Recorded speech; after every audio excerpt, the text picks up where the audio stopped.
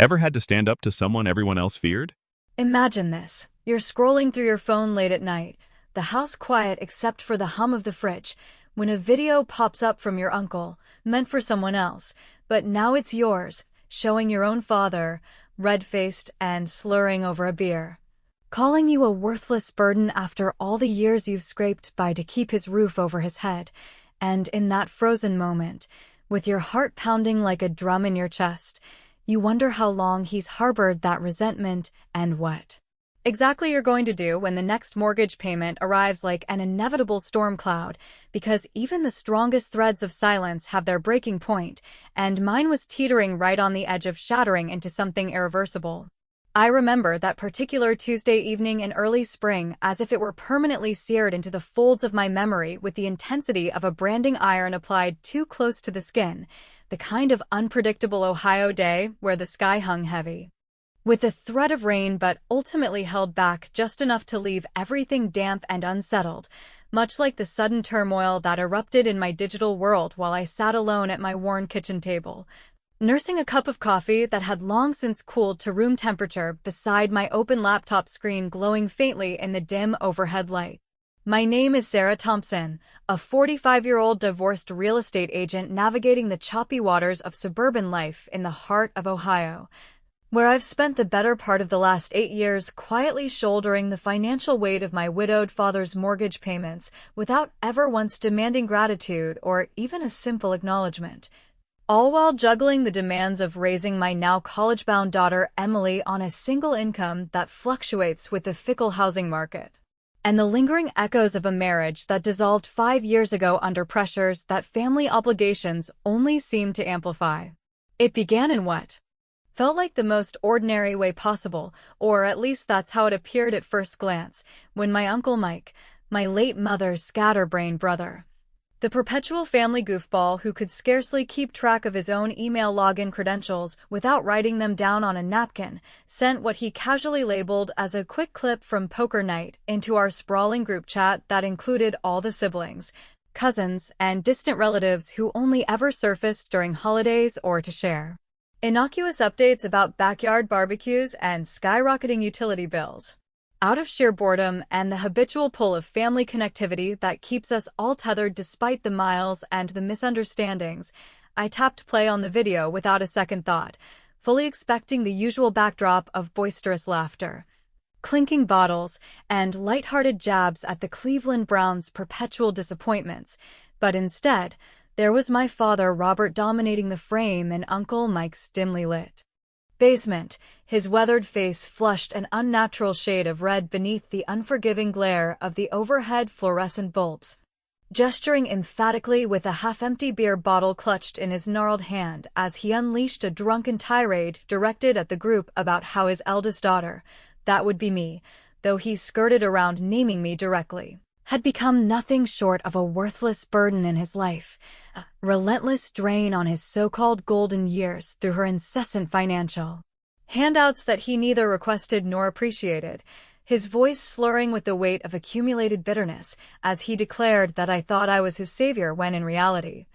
I was the one desperately in need of rescue from the mediocrity of my own existence. Those words landed on me with the devastating force of a runaway freight train careening through the fragile sanctuary of my solitary evening, my breath catching sharply in my throat as the video played out the awkward chuckles from the other men at the table who shifted uncomfortably in their seats before one of them mercifully steered the conversation towards safer territory like the latest gas prices or the neighbor's new boat.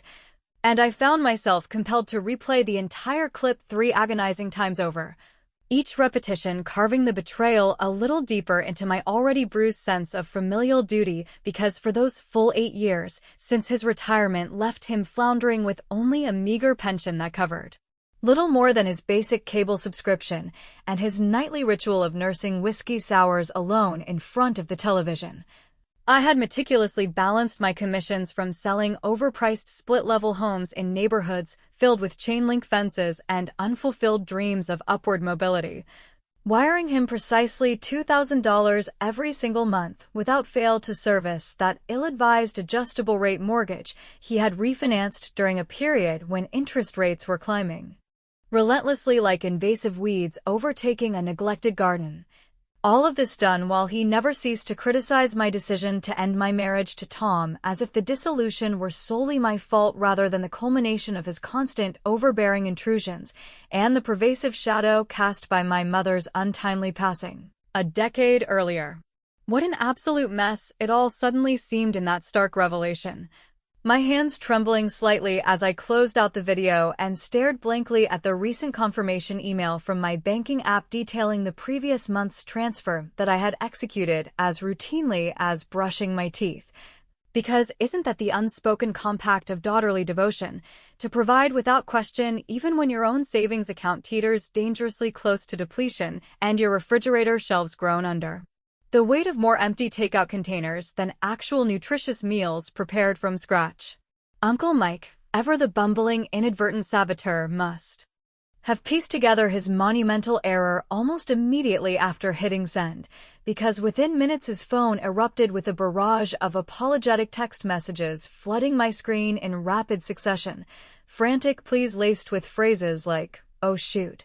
Sarah, that message was absolutely not intended for your eyes. Please delete it right away. Your father was merely venting after one too many rounds, but I chose not to reply, not to betray even a hint that the damage had been irrevocably done." Because in that pivotal instant, as the weight of his words settled over me like a suffocating blanket, a profound shift occurred deep within my core. A steely determination coalescing much like the initial fracture in an overburdened dam that signals the impending release of pent-up waters. And rather than exploding in righteous anger or dialing him up for an immediate confrontation that would only escalate the chaos, I opted for a calculated restraint, uttering not a single word about the discovery while mentally marking the calendar for the upcoming payment cycle exactly 30 days away, when the power dynamic would tilt decisively in my favor and allow me to exact a measure of retribution that he would feel viscerally without the need for overt accusations. Yet as I meticulously cleared my browsing history and appended the remnants of that frigid coffee down the kitchen sink drain with a deliberate splash that echoed my inner turbulence, my thoughts inevitably drifted backward to the forgotten boxes of letters, photographs, and assorted mementos stowed away in the dusty confines of my attic, remnants from sorting through my mother's belongings in the numb weeks following her death 10 years prior from what the official report attributed to a sudden cardiac event, but which had always lingered in my mind as somehow unresolved and tinged with unspoken suspicions, and driven by an inexplicable impulse that night as the house creaked and settled around me in the deepening darkness. I ascended the rickety attic stairs with the flashlight beam from my phone cutting through the cobwebs like a tentative probe into the unknown, eventually locating and prying open a particular yellowed envelope addressed directly to me in her distinctive looping handwriting that I had somehow overlooked amid the grief-stricken haze of that time, its seal intact under a peculiar wax stamp that carried an air of formality far removed from her usual casual correspondence. And as I carefully broke the seal beneath the harsh illumination of a single bare bulb swinging precariously overhead, my pulse accelerated with a mix of dread and curiosity at the sight of faded ink scrawled across the single sheet inside. Words that alluded cryptically to the original deed of the family home and a concealed debt that my father had interred even more profoundly than the secrets surrounding her own passing, leaving me to ponder in the ensuing silence what buried truths she had preserved. That might fundamentally alter the fragile equilibrium of our lives and propel me toward a confrontation I had only just begun to envision. Delving into the contents of that enigmatic envelope the very next morning amid the hurried ritual of preparing a simple breakfast consisting of buttered toast slathered generously with jam and a steaming mug of black coffee that I gulped down too quickly, while my thoughts raced far ahead of the rising sun filtering through the kitchen blinds in soft golden shafts, I experienced the insidious onset of profound doubt enveloping me much like the persistent fog that rolls in off Lake Erie during those overcast autumn dawns across the Rust Belt regions of Ohio, compelling me to reassess not only the stinging words my father had uttered in that inadvertent video, but also the very bedrock upon which our familial relationships had been constructed over decades riddled with half-truths, unvoiced resentments, and my own steadfast commitment to providing support ever since my mother's death had thrust me into the role of reluctant patriarch in a household that still bore the faint scars of economic hardships from bygone eras. The missive tucked within the envelope proved to be succinct yet densely packed with implications, penned in my mother's precise cursive script mere months prior to her untimely demise. Alluding obliquely to a substantial life insurance settlement she had discreetly earmarked to underwrite the ongoing mortgage obligations without ever informing Robert of the finer details, her explicit intention being to shield the family homestead from what she described in cautious terms as his impulsive tendencies that had previously jeopardized their financial stability during the turbulent 80s when his construction enterprise collapsed amid a severe recession, and he resorted to procuring loans from dubious sources that targeted vulnerable working-class families. In industrial towns much like the one where we had scraped together a semblance of the American dream amid the clangor of factories and the uncertainty of assembly line shifts. Folding the document with deliberate care and securing it inside my oversized purse as I prepared to depart for a morning showing of a charming yet overpriced colonial-style residence in the nearby town of Medina, complete with its inviting wraparound porch that evoked images of lazy summer evenings, but concealed a host of underlying issues such as persistent basement flooding reminiscent of the concealed fractures within family bonds. I carried that burgeoning uncertainty with me throughout the day as prospective buyers prattled on endlessly about negotiation tactics, down payment strategies, and the relentless ascent of interest rates in an economy that seemed perpetually stacked against the middle class. My responses automated and distant while visions of my father in that basement video replayed relentlessly in my mind, his glassy-eyed expression betraying not merely the influence of alcohol, but a deep-seated animosity that must have been fermenting for years, prompting me to question whether those monthly remittances of $2,000 funds that sustained his electricity, prevented further deterioration of the roof, and allowed him to maintain a facade of independence, served as a genuine lifeline or merely reinforced a pernicious cycle of dependency that bound us both in mutual discontent. Seeking some measure of relief from the emotional burden that afternoon, I extended an invitation to my closest confidant Lisa for an impromptu dinner of takeout Chinese food delivered piping hot to my doorstep, the crinkle of fortune cookies yielding their predictably whimsical prognostications as we unpacked the cartons amid laughter that felt forced yet necessary, and though I confided in her about the vague outlines of family drama swirling around without ever unveiling the incriminating video itself, I couldn't resist sharing a lighthearted anecdote from years past when Uncle Mike had once bungled an office-wide email by attaching his entire collection of ill-advised vacation snapshots, including one particularly unflattering image of himself squeezed into a Speedo that circulated for weeks and became the stuff of enduring family legend. A humorous diversion that momentarily eased the tightness in my chest even as Lisa probed gently for more specifics, and I deflected with practiced ease, choosing instead to expound on the most recent grievance-laden email from my father dated just the previous week in which he bemoaned the impending failure of the home's aging furnace and implied through passive-aggressive phrasing that I ought to take care of it, as per my apparent role in resolving all household calamities. A presumptuous demand that even then had me clenching my jaw in silent frustration over yet another instance of his entitlement wrapped in the guise of paternal authority. However, that deliberate decision to withhold the full truth from Lisa began to weigh on me more heavily as the evening progressed, and she departed with her share of the leftovers tucked under her arm, leaving me alone once more with the quiet hum of the dishwasher and my unresolved turmoil, which propelled me to dial Uncle Mike under the pretense of inquiring after Aunt Karen's lingering bout with seasonal allergies, artfully guiding our conversation toward recollections of the recent poker gathering until he unwittingly divulged that Robert had been uncharacteristically irritable in the preceding weeks, frequently alluding to unspecified monetary woes without elaboration and emboldened by the casual flow of the exchange. I ventured a subtle inquiry about whether the card game had veered into reminiscences of the old construction business or the financial pitfalls of yesteryear that might illuminate his current disposition. He paused noticeably on the line, then emitted a nervous chuckle before assuring me that my father invariably turned reflective after imbibing 3 or more beers. Yet just before we concluded the call, he appended a seemingly innocuous remark about how the family property had evolved into more of a liability than an asset in recent times, a off-the-cuff observation that burrowed into my consciousness like an unrelenting itch impossible to ignore,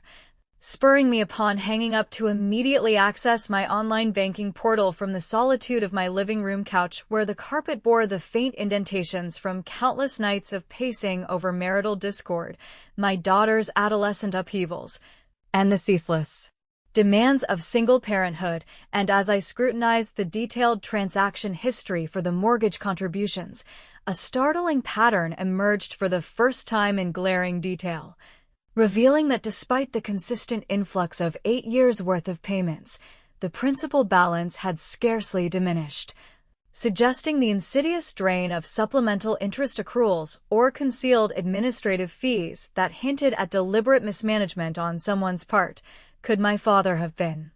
surreptitiously manipulating the account with the lending institution, or engaging in even more duplicitous maneuvers with the home's underlying equity that my mother had sought to protect through her prudent arrangements? That swelling tide of suspicion expanded exponentially as I restlessly traversed the room in the late hours, the floorboards creaking softly underfoot in sympathy with my mounting agitation, until my cell phone vibrated insistently on the coffee table with an incoming call displaying my father's number, his gravelly voice cutting through the receiver with uncharacteristic directness as he inquired whether I might advance the forthcoming property tax installment given the tight spot he found himself in financially. And though I responded with a noncommittal affirmative that masked the turmoil churning within, my attention sharpened acutely to the muffled undertones of another conversation occurring in the background, unmistakably the voice of my sister Jenna, who had apparently dropped by unannounced, murmuring persuasively about how he should simply request more from her since she's always got resources to spare, a revelation that left me transfixed by the device long after the line disconnected, my pulse thundering in my ears with the dawning comprehension that the disloyalty encapsulated in that solitary video represented merely the visible tip of a much larger iceberg of familial intrigue, and the pressing question loomed inescapably: what unforeseen repercussions might arise if I chose to pierce the veil of pretense at this juncture, potentially dismantling the delicate structure of our relationships before I had fortified myself sufficiently for the fallout? Approaching my father's modest ranch-style home that crisp Sunday afternoon in the waning light of an Ohio autumn where the leaves clung stubbornly to branches in hues of amber and crimson before surrendering to the inevitable chill that foreshadowed winter's encroachment, I maneuvered my reliable sedan into the driveway already occupied by his battered pickup truck that had seen better decades, and my sister Jenna's practical SUV emblematic of her stable existence as an elementary school teacher in the bustling city of Akron alongside her dependable husband who managed household finances with the precision of a spreadsheet rather than the haphazard optimism that characterized our family's historical approach to monetary matters. All while I braced myself internally against the familiar constriction in my midsection that invariably preceded these obligatory family assemblages, resembling nothing so much as the strained reunions during national holidays where surface-level civility masked the turbulent undercurrents threatening to surface and drown the pretense in uncomfortable revelations. The atmosphere outside carried the savory aroma of sizzling burgers mingling with the acrid tang of charcoal smoke wafting from the backyard grill. A quintessential Midwestern tableau unfolding on the weathered patio where Uncle Mike lingered awkwardly near the cooler stocked with ice-cold beverages, as if seeking refuge from the inadvertent bomb he had detonated via that misplaced video just weeks earlier, his eyes darting evasively whenever our gazes inadvertently crossed, while my father, Robert, wielded the spatula with authoritative flourishes in his threadbare Ohio State University apron stained from countless similar gatherings, issuing commands about achieving the perfect sear on the patties to toughen them up properly, in a gruff tone that infused the proceedings with his peculiar brand of humor laced with underlying machismo that always left me rolling my eyes inwardly at the predictability of it all. I integrated myself into the rhythm of the event seamlessly at the outset,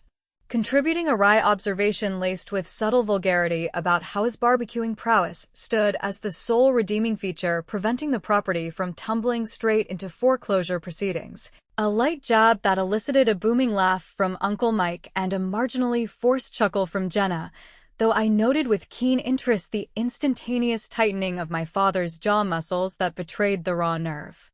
I had inadvertently struck, confirming in that fleeting micro-expression that the vitriol captured on the video represented not an isolated outburst fueled by inebriation, but rather the symptomatic eruption of a long-standing grievance simmering beneath the veneer of paternal affection we had all cultivated over the years. As we transitioned to the picnic table laden with heaping bowls of potato salad dressed in an excessive quantity of mayonnaise reminiscent of my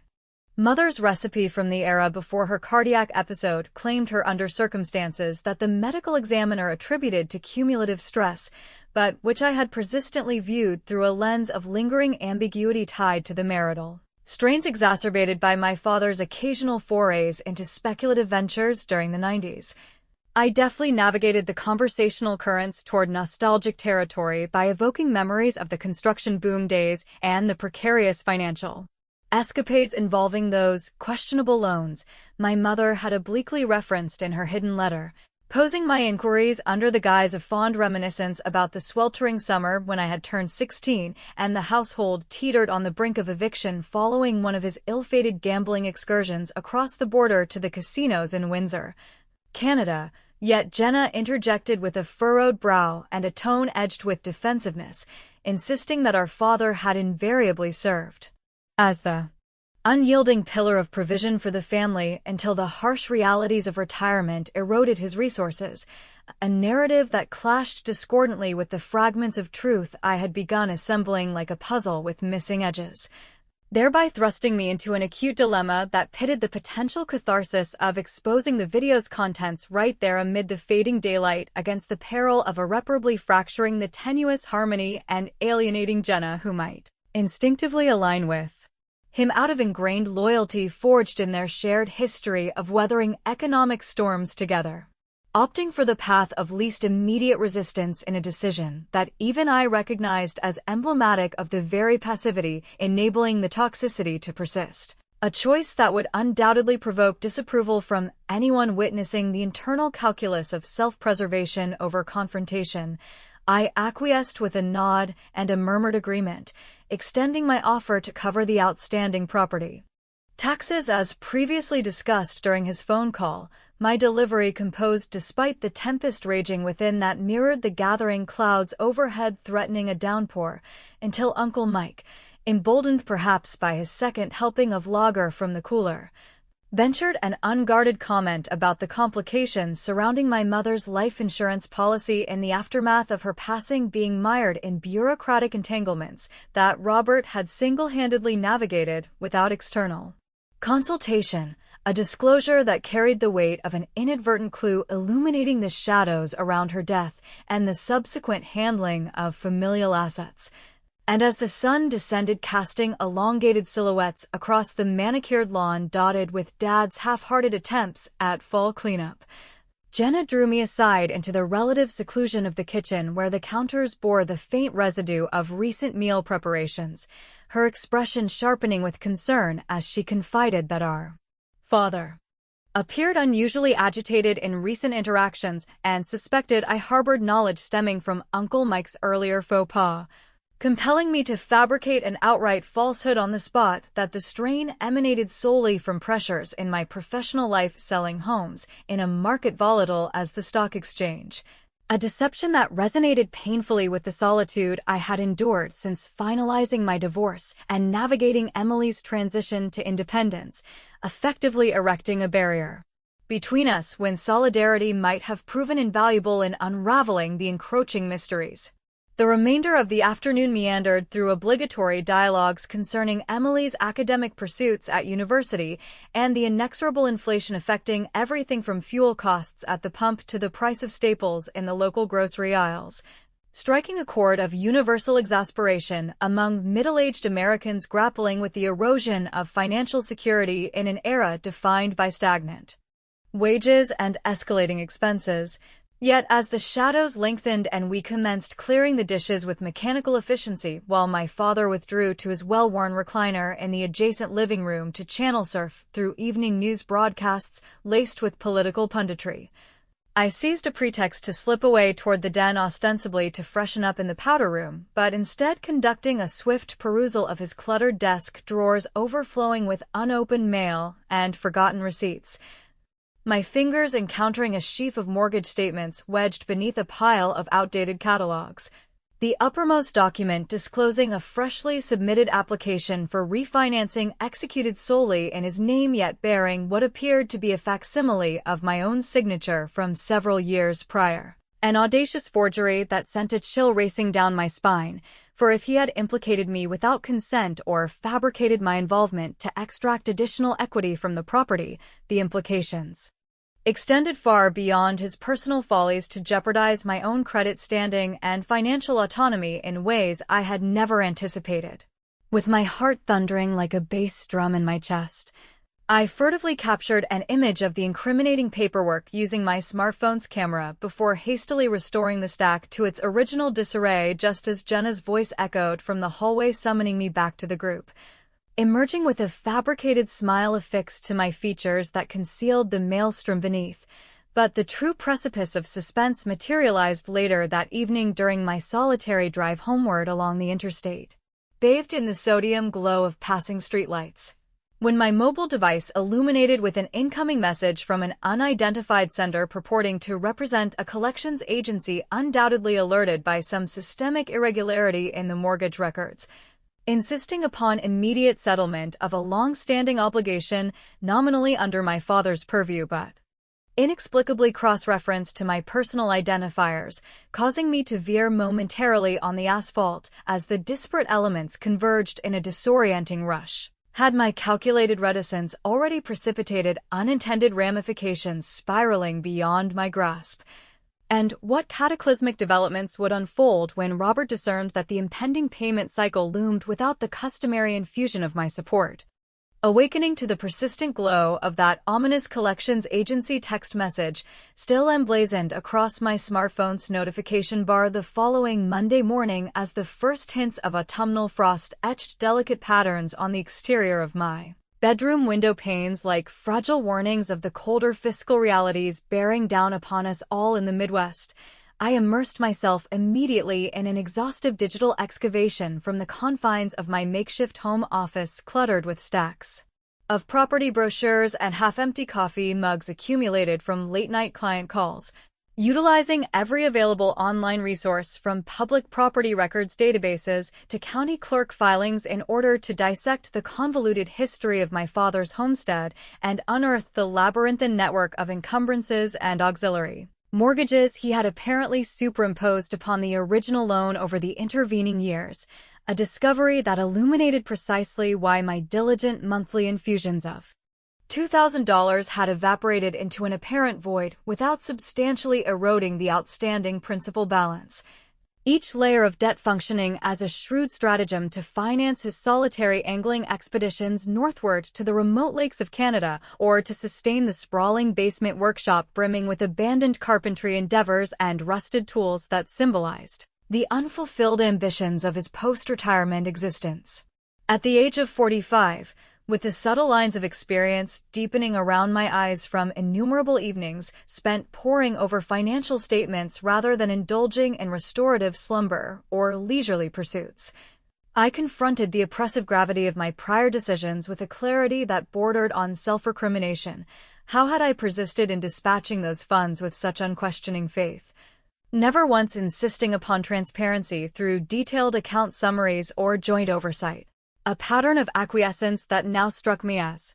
profoundly naive and emblematic of the enabling dynamic perpetuated by daughters toward aging patriarchs who cloaked their shortcomings in the mantle of generational entitlement,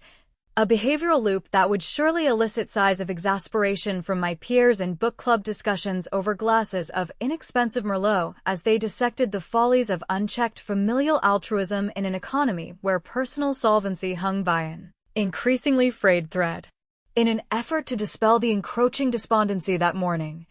I arranged a midday rendezvous with Lisa at our long-standing haunt of a greasy spoon diner featuring booths upholstered in vinyl cracked from years of faithful patronage and servers who anticipated your preferences with the familiarity of old acquaintances, where amid the sizzle of griddles and the clatter of cutlery against Formica tabletops, I recounted a droll episode from the recent past involving my father's urgent summons regarding a supposed plumbing catastrophe that transpired to stem from his own bumbling mishandling of a wrench during a solo repair attempt, eliciting shared chuckles at the image of him expecting instantaneous intervention from me as though I remained the adolescent fetching his hardware from the garage, a humorous interlude that tempered the underlying dilemma gnawing at my resolve. To initiate a direct reckoning with him risked igniting an inferno of familial discord capable of scorching the remnants of our already tenuous connections. Yet perpetual avoidance would consign me to an ever-deepening morass of fiscal entanglement that imperiled my own hard-won stability, particularly with the specter of Emily's semester tuition installments materializing on the horizon like unyielding milestones in her path toward independence. Fortified by the diner's hearty fare of eggs over easy accompanied by strips of bacon rendered crisp to perfection, I proceeded that afternoon to execute a dubious maneuver born of mounting frustration. Establishing a disposable email address through a proxy service to anonymously alert the primary lending institution about the suspected irregularities in the refinance documentation, including the apparent forgery of my authorization. A tactical reprisal that carried the sly satisfaction of planting a proverbial banana peel in the path of his obfuscations without exposing my involvement, akin to the mischievous pranks of childhood updated for the complexities of adult vendettas. Yet as the afternoon waned into twilight and my inbox remained silent on any repercussions, a creeping unease supplanted the initial thrill when an alert from my banking institution materialized on my device, indicating a temporary freeze on outgoing transactions pending authentication of potential co-obligor exposures. An unanticipated repercussion from my meddlesome intervention that recoiled upon me with the velocity of a misfired boomerang, transforming what had seemed a clever gambit into a self-inflicted wound that amplified the uncertainty swirling around my financial footing. The remainder of the day dissolved into a procession of property viewings that tested my endurance. Prospective homebuyers fixating on trivial imperfections, such as scuff marks on baseboards, while my consciousness drifted persistently to the replay of that incriminating video's barbs echoing in my ears. And by the onset of dusk, I discovered myself idling in my vehicle mere blocks from my father's residence under the deepening indigo sky, embarking upon an amateurish surveillance operation, fueled by a cocktail of desperation and adrenaline where I nursed lukewarm coffee procured from a nearby drive-through establishment through the narrow slit of my slightly ajar window, observing with bated breath as Jenna's SUV arrived and subsequently departed after what appeared from the silhouettes framed in the illuminated windows to be an animated altercation unfolding within the living room, her gestures expansive and emphatic while my father loomed imposingly in the doorway gesturing back with equal fervor in a tableau of domestic discord that bordered on the farcical until he emerged onto the front porch, clutching his cordless phone to his ear, his utterances drifting faintly on the evening breeze as he negotiated heatedly with an unseen interlocutor regarding strategies for postponing the mortgage installment until the anticipated arrival of my customary contribution. A confirmation that crystallized his reliance upon my predictability as an unerring financial safety net utterly ignorant of the tempest I had covertly summoned. Withdrawing from my vantage point post-haste to evade detection, my cardiovascular system racing with an amalgam of exhilaration and remorse that left me lightheaded, I retreated to the sanctuary of my abode to revisit the poignant lines of my mother's concealed letter under the soft luminescence of a table lamp, the script blurring intermittently through the haze of exhaustion that clouded my vision, but a hitherto overlooked detail surfaced amid the reread, a reference to a jointly held safety deposit receptacle at the neighborhood branch bank under both their names, an asset my father had omitted from any discourse following her demise, and which conceivably harbored the authentic deed documentation or evidentiary remnants of the sequestered insurance proceeds, she had intended as a bulwark against his frailties, a prospect that ignited a fresh surge of investigative zeal even as fatigue tugged insistently at my resolve. As I committed hurried annotations to a notepad in the subdued glow of the evening, my telephone trilled abruptly with the caller identification displaying my father's number, his inflection laced with an unaccustomed edge of accusation as he dispensed with preliminaries to assail me regarding the delinquency in remitting the property taxes and probing insistently into the origins of inquiries from the financial institution. Concerning discrepancies in the account records, his narrative accelerating in a torrent that culminated in a pointed interrogation about whether I had engaged in any surreptitious interference in his affairs without prior notification, compelling me to clasp the handset with white-knuckled intensity as the connection hovered in expectant hush awaiting my rejoinder. What fabricated narrative could I conjure in that suspended instant to perpetuate the facade of my vendetta without precipitating and premature unraveling of the entire intricate edifice I had so painstakingly erected? Gazing fixedly at the telephone receiver in the lingering hush that followed my father's accusatory outburst over the line, the confines of my living room seeming to contract around me like the walls of an interrogation chamber under the weight of unspoken accusations, and the inexorable tick of the wall clock marking the passage toward the mortgage due date that had materialized without fanfare in the form of an innocuous email notification from the lending institution, I recognized with a clarity born of sleepless introspection that the culmination of 8 years' worth of clandestine financial patronage now stood tainted irrevocably by his unguarded betrayal and my own meticulously orchestrated countermeasures poised to alter the trajectory of our entangled fates in ways that promised both vindication and unforeseen complications. The subsequent morning unfolded in a fog of mechanical routines as I forced down a breakfast scarcely warranting the description amid the clutter of my kitchen counters littered with unopened mail and the remnants of yesterday's takeout containers, my thoughts consumed by the intricate blueprint I had devised during the pre-dawn hours of vigilance. Harnessing my professional credentials as a licensed real estate agent coupled with a discreet consultation from my attorney acquaintance who had reciprocated a long-standing debt from the turbulent period surrounding my divorce by outlining a procedural avenue to impose a conditional lien release upon the property that would channel all prospective payments into an irrevocable trust established in my mother's name, thereby severing my father's direct access to the funds without triggering an outright default, but compelling him to confront the rigors of self-sufficiency he professed to desire in his more lucid moments, a stratagem infused with the wry satisfaction of inverting his dismissive characterization of me as a burdensome entity by enforcing a measure of autonomy through the very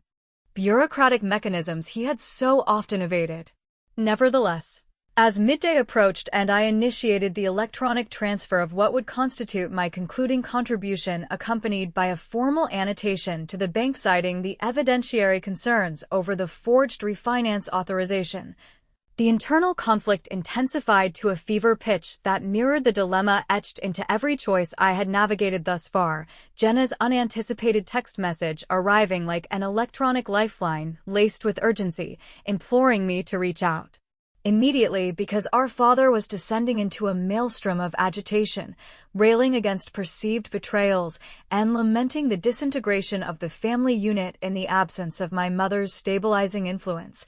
Her plea evoking a visceral tug at the vestiges of loyalty I had systematically interrogated throughout this ordeal and forcing me to contemplate whether my impending reprisal, gratifying though it might prove in its precision, merely perpetuated the very cycle of imposition he had decried, a vengeful calculus so steeped in retribution that it elicited a momentary hesitation with my thumb hovering over the send button on my device,